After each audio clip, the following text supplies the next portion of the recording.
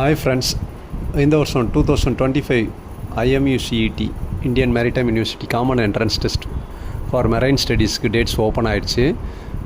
நம்ம as usual coaching classes conduct பண்ணுறதுக்கு plan பண்ணியாச்சு. April 1 இருந்து நம்மளோட கிளாஸஸ் ஸ்டார்ட் ஆகுது.